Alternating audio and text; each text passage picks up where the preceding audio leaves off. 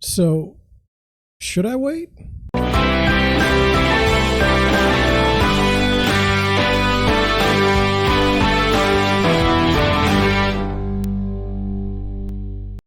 Good afternoon. Sorry I let that hang a little while. I'm still getting in the hang of doing my podcast again. So today I wanted to go over, people ask me all the time, hey, should I buy a home now or should I wait?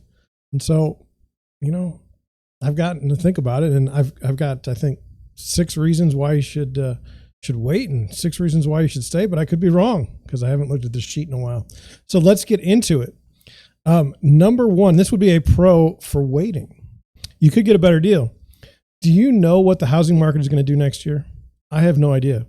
There's got to be a day sometime down the road where there aren't multiple offers over asking on every single house. So maybe if you wait a while, you get a better chance.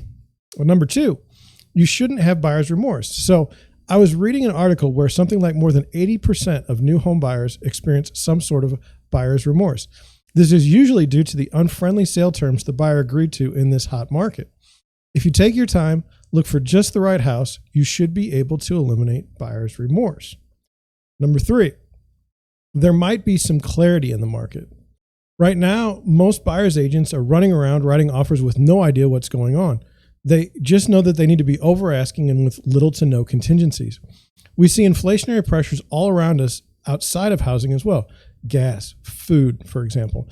Some time to digest what did happen could allow for a better buying experience. So when we look back in periods of housing, at least, like we look at 2007, thought of as the height of the housing market. And then after that was the housing crisis. When we look back, it gives us some type of perspective. Similarly, this run-up has been unprecedented. The numbers for March for sales was unbelievable. From days on market to price appreciation to the lack of available listings to buy. I mean, it's just ridiculous. So, a little more perspective down the road might be helpful. Number 4, the bias is on the seller side. If you are buying a house right now, heavy negotiations with the seller are not on your side. You should be expecting to be in every offer at over asking, as clean as possible as a contract. And this means inspection clauses waived, appraisals, contingencies waived, strong cash offers. There will be a time when the buyers have at least some control, and perhaps it would be best to wait until then. So right now, I mean, your offers are just so biased towards the seller.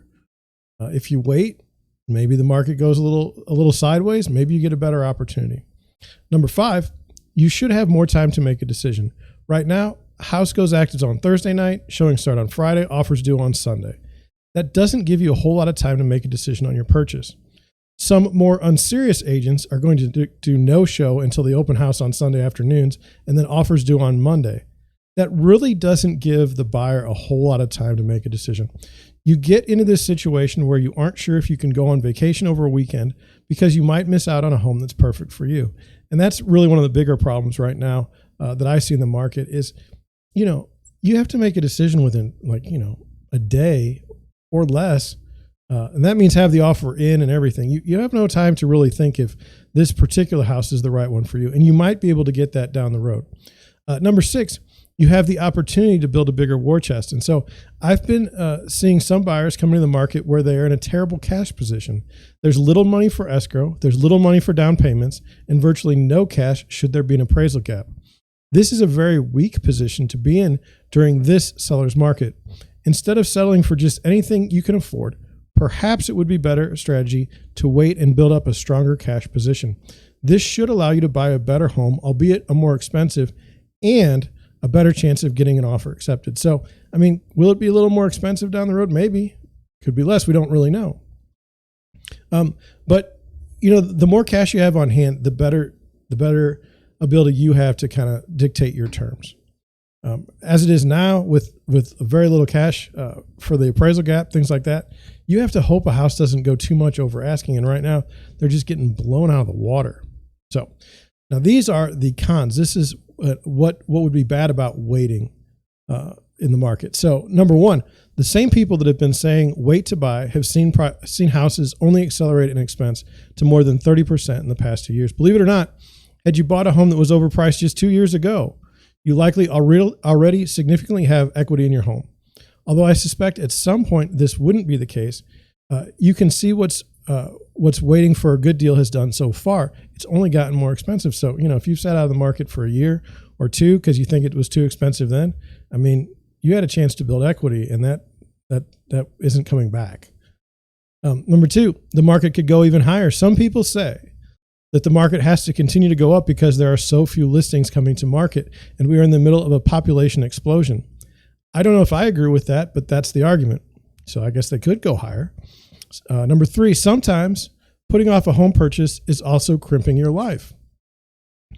I often help first-time home buyers who are considering getting married, considering having kids, etc. They're in that moment now. Perhaps they're getting married and want to have the first home to move into. Perhaps there's a divorce and there's no desire to rent.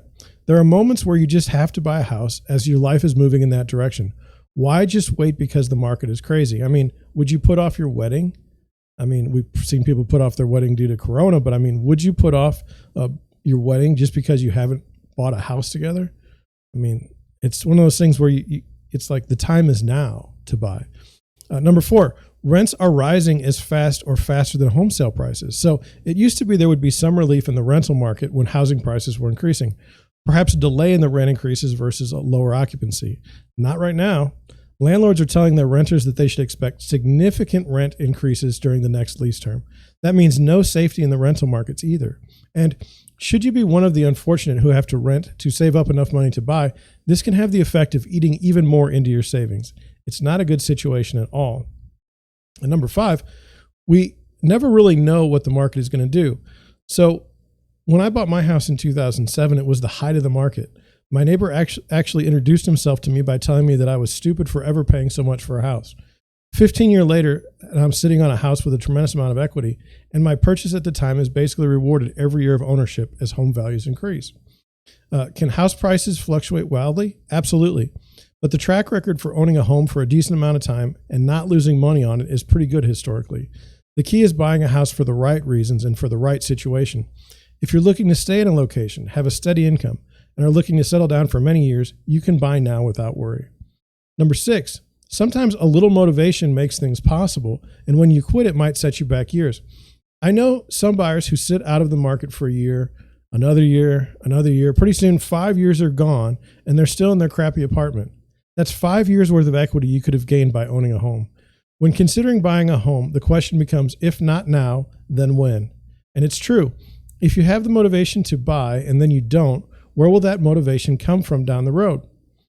So that's what I have. It turns out I have 6 pros and 6 cons. If you enjoyed this content, do me a favor and click the subscribe button. Just this week, I've gone from 61 to 63 subscribers, which I really appreciate. It would be great if I could get to 100 by the end of the year. So thank you for watching. Thank you for listening.